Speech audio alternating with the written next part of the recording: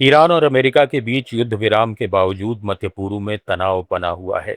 Israel दक्षिणी Lebanon में अपनी सेना को जितना जरूरी रखने की बात कर रहा है, जबकि हिजबुल्लाह नेता नैम कासेम ने इसराइल से बिना शर्त वापसी की मांग की है और कहा है कि इसराइल लेबनान पर कब्जा करना चाहता है, मिसाइलें कोई वजह नहीं है।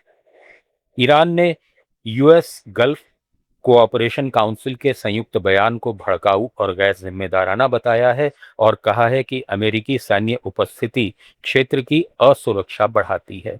स्ट्रेट ऑफ होर्मुज में तनाव फिर चरम पर है। ईरान ने एक सिंगापुर फ्लैग वाले कार्गो शिप पर हमला किया, जिसके बाद संयुक्त राष्ट्र ने नाविकों की निकासी रोक दी। ईरान के रिवॉल्यूशनरी गार्ड्स ने चेतावनी दी कि बिना अनुमति या निर्धारित रूट्स के जहाज सुरक्षित नहीं रहेंगे। उधर अंतर्राष्ट्रीय परमाणु ऊर्जा एजेंसी के प्रमुख राफेल ग्रॉसी ने कहा कि ईरान में बहुत मजबूत वेरिफिकेशन सिस्टम जरूरी है ताकि न्यूक्लियर हथियार नहीं बने। ईरान ने अपने शांतिपूर्ण कार्यक्रम की पुष्टि की है और खाड़ी सहयोग परिषद से न्यूक्लियर फ्री जोन पर समर्थन मांगा है। लातिन अमेरिकी मुल्क वेनेजुएला में दो शक्तिशाली भूकंपों से कम 235 लोगों की मौत हो चुकी है, जबकि 4,300 से ज्यादा लोग घायल हैं। पूरे देश में 39,000 से ज्यादा लोग लापता हैं। कई लोगों के अभी भी मलबे में दबे होने की आशंका है। 7.2 और 7.5 तीव्रता वाले भूकंपों ने कैरिबियन तट के पास के इलाकों, खासकर ग्वायरा, कराकास और आसपास के क्षेत्रों में भारी तबाही मचाई है। स्वास्थ्य मंत्री कार्लोस अल्वाराडो के अनुसार हजारों लोग घायल हुए हैं और कई अभी भी मलबे में दबे हुए हैं। बचाव दल समय की कमी के खिलाफ दौड़ रहे हैं, क्योंकि 48 से 72 घंटे का गोल्डन विंडो जल्द खत्म होने वाला है। अंतर्राष्ट्रीय मदद तेज हो रही है।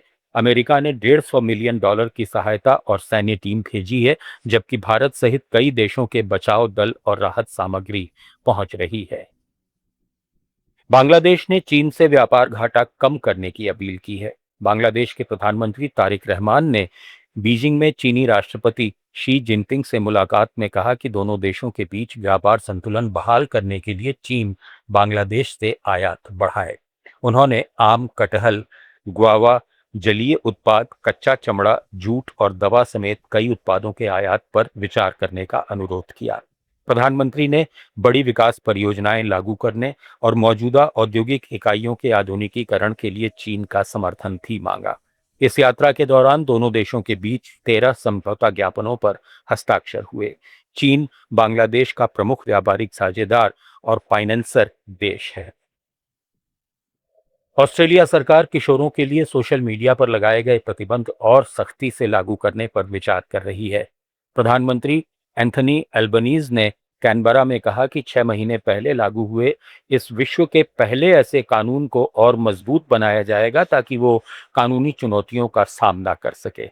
एक नए अध्ययन में पाया गया कि 12 से 15 साल के 85% ऑस्ट्रेलियाई किशोर अभी भी सोशल मीडिया का इस्तेमाल कर रहे हैं, भले ही इंस्टाग्राम, यूट्यूब जैसे प्लेटफॉर्म्स को 16 साल से कम उम्र के बच्चों को अकाउंट देने पर रोक है। श्रीलंका ने भ्रष्टाचार पूर्ण लेन देन में करीब 1 अरब अमेरिकी डॉलर का नुकसान उठाया है। राष्ट्रपति अनुराग कुमार दिसानायके ने संसद में बताया कि 2023 से अब तक टेलीग्राफिक ट्रांसफर और आयात के अग्रिम भुगतान के रूप में 300 अरब रुपए की अवैध नकदी विदेश भेजी गई, जिससे विदेशी मुद्रा का भारी नुकसान हुआ। कुछ बैंकों की शाखाओं में ये धोखाधड़ी हुई और एक शाखा के मैनेजर के ट्रांसफर के बाद भी नई शाखा में वही गड़बड़ियां जारी रही। इस सिलसिले में कुछ लोगों को गिरफ्तार किया गया है और जल्द ही और गिरफ्तारियां होंगी।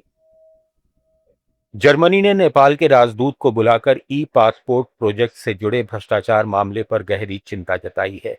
जर्मन विदेश मंत्रालय ने बर्लिन में नेपाल के चार्ज डी अफेयर्स सागर प्रसाद खोयाल को तलब किया और वेरिडोस कंपनी के खिलाफ नेपाल में दर्ज आरोपों को बिना ठोस सबूत का बताया। जर्मन अधिकारियों ने कहा कि ये आरोप अनुमानों पर आधारित हैं, जिससे कंपनी और उसके कर्मचारियों की प्रतिष्ठा को नुकसान पहुंचा है। उन्होंने नेपाल जाने वाले वेरिडोस कर्मचारियों की सुरक्षा की गारंटी मांगी और चेतावनी दी कि अगर अनुबंध रद्द किया गया तो नेपाल को भारी कानूनी और आर्थिक जोखिम उठाना पड़ सकता है। ग्लोबल न्यूज में फिलहाल इतना ही। जुड़े रहिए लेट्स माइक के साथ।